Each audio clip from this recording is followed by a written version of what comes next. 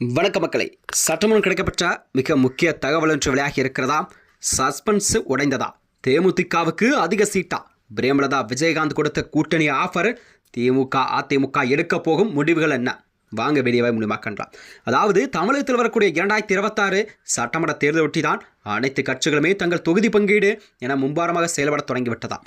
அந்த வகையில்தான் அரசியல் களமே தமிழகத்தில் ஒரு புதிய மாற்றத்தை கண்டிப்பாக உருவாக்கக்கூடிய முயற்சியில் தான் அனைத்து கட்சிகளுமே செயல்பட தொடங்கி இருக்கிறது.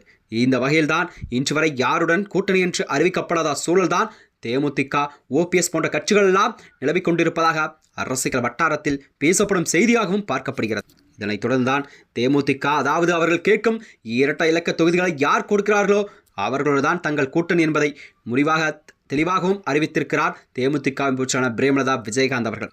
இந்த நிலையில்தான் தமிழக அரசியல் களம் சட்டமன்ற தேர்தல் நோக்கி ஒரு விறுவிறுப்படைந்து வரும் நிலையில்தான் தேமுதிக பொதுச்செயலாளர் பிரேமலதா விஜயகாந்த் தனது கட்சியுடன் கூட்டணி நிலைப்பாட்டை குறித்த ஒரு முக்கிய அறிவிப்பு ஒன்றை வெளியிட்டிருக்கிறார். அதாவது அவர் கூறியதாவது, தூத்துக்குடி நடைபெற்ற கட்சி நிர்வாகிகள் பொதுக்கூட்டத்தில் உரையாற்றிய அவர், தேமுதிகவை பொறுத்தவரை தொண்டர்களின் கௌரவமும் கட்சியின் வளர்ச்சியும் தான் ஒரு பிரதானம். எனவே வரும் தேர்தலில் திமுகவா அல்லது அதிமுகவா ஆகிய இரு கட்சிகள் எந்த கட்சி எங்களை மதித்து உரிய எண்ணிக்கையில் எங்களுக்குரிய தொகுதிகளை ஒதுக்குகிறதோ அவர்களுடன் கண்டிப்பாக தமிழகத்தில் தேமுதிக கூட்டணி அமைக்கும் என்ற ஒரு வெளிப்படையான அறிவிப்பு ஒன்றை வெளியிட்டிருக்கிறார் அக்கட்சியின் பொதுச்செயலாளர் பிரேமலதா விஜயகாந்த் அவர்கள். இதன் மூலம் ஒரு பிரதான திராவிட கட்சிகளுக்கு தேமுதிக ஒரு திரைமறைவில் பேச்சுவார்த்தை நடத்தி வருவது தற்போது உறுதியாகியுள்ளதா? அதாவது தனது உரையில் கூட்டணி பேச்சுவார்த்தை மட்டுமின்றி ஆளும் மற்றும் எதிர்க்கட்சிகளுக்கு ஒரு நுட்பமான எச்சரிக்கை ஒன்றை பிரேமலதா விடுத்திருக்கிறார். சட்டமன்ற தேர்தல் என்பது முடிந்த அடுத்த 3 மாதங்களிலே உள்ளாட்சி தேர்தலும் நடைபெற இருக்கிறது.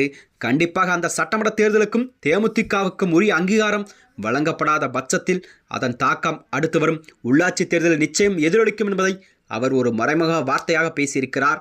அது மட்டுமின்றி கட்சியின் வாக்கு வங்கியை நிரூபிக்கவும் அடிமட்ட தொண்டர்களின் உற்சாகப்படுத்தவும் தான் இந்த தேர்தல் ஒரு முக்கிய வாய்ப்பாக அமையும் என்று அவர் குறிப்பிட்டிருக்கிறார். அதாவது தொண்டர்கள் விரும்பும் கூட்டணி தான் கண்டிப்பாக தேமுதிக கூட்டணி வைக்கும். அது மட்டுமன்றி அமைச்சரவையில் கூட தேமுதிக தொண்டர்கள் இடம்பெறுவார்கள் என்று ஒரு உறுதியான பேச்சை பிரேமலதா தெளிவுபடுத்தியிருக்கிறார்.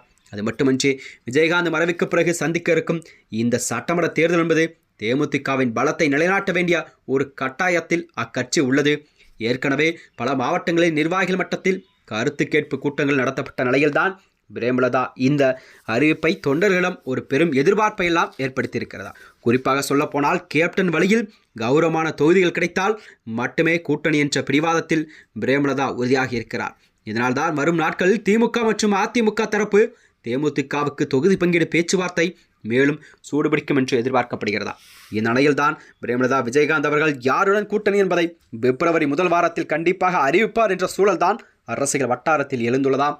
மேலும் இது போன்ற வீடியோக்களை தெரிந்து கொள்ள நமது சேனலை மறக்காமல் சப்ஸ்கிரைப் செய்து கொள்ளும். நன்றி, வணக்கம்.